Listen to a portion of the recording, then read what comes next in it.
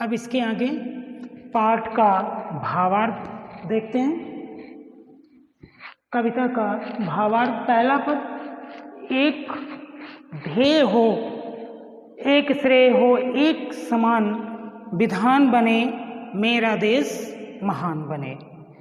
एक देश हो, एक वेश हो, प्राणवान हो, सदुद्देश्य हो, एक ध्यान हो, निज गुरुता का, एक हिमालय सी उठान हो, मरण एक हो, वर्ण एक हो, जीवन एक समान बने, मेरा देश महान बने।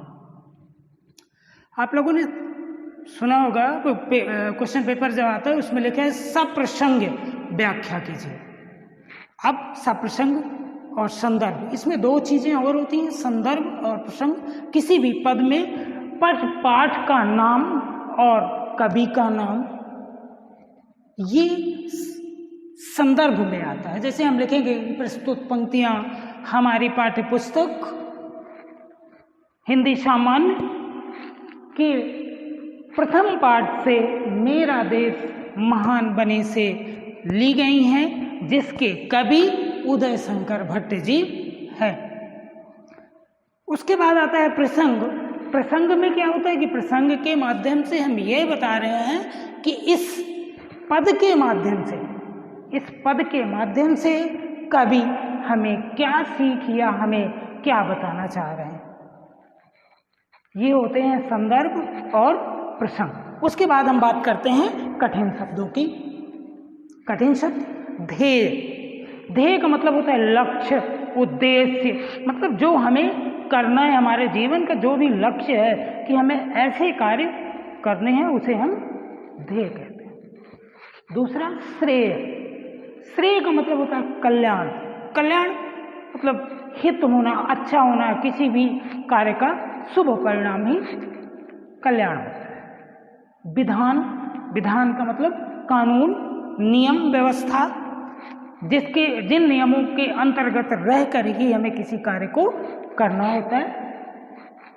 वेश मतलब स्वरूप, आकार प्रकार, उसका स्वरूप कैसा है, किन भावों का है, उसका ढांचा क्या है।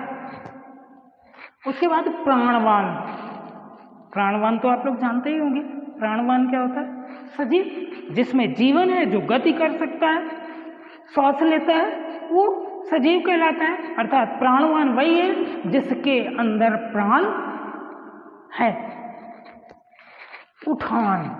उठान का मतलब होता है उमंग, उत्साह।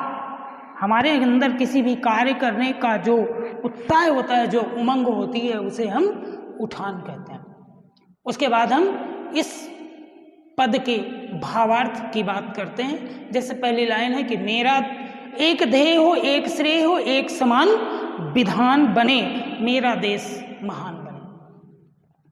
इसमें कवि ने कहा है कि हमारा देश महान तभी बन सकता है, हमारे देश को शिखर पर हम तभी पहुंचा सकते हैं जब हमारा उद्देश्य एक हो, मंगल भावना के साथ काम करें, समान विधान हो। मतलब विधान का मतलब मैंने आपको बताया है कानून।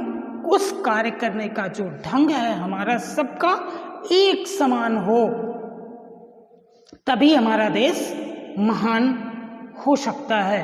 अर्थात हमें ऐसे कार्य करके अपने देश को महान बनाना है। आपने देखा होगा, सुना होगा, पढ़ा होगा कि हमारे देश में एक से एक महान विभूतियों ने जन्म लिया, जिन्होंने कभी भी देश हित में कदम पीछे नहीं खींचे। आपने भगत सिंह, चंद्रशेखर आजाद और अन्य महापुरुषों की जीवनी पढ़ी होगी, टीवी सीरियलों में देखी भी होगी। वो सब सिर्फ अपने देश को महान और स्वावलंबी तथा सक्षम बनाने के प्रयास थे। आगे देखते हैं। एक देश हो, एक वेश हो, प्राणवान हो, सदुद्देश्य हो।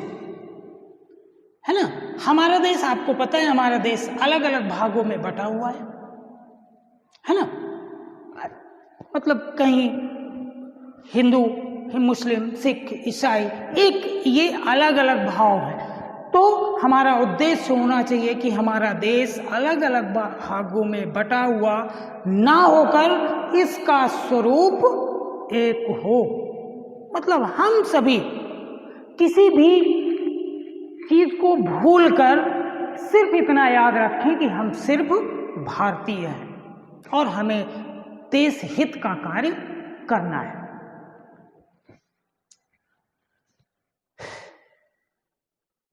प्राणवान हो, सदुद्देश्य हो, है ना, वह सजीव एवं शक्तिशाली हो तथा एक मजबूत और अच्छा उद्देश्यवान हो। एक ध्यान हो निज गुरुता का, एक हिमालय सी उठान।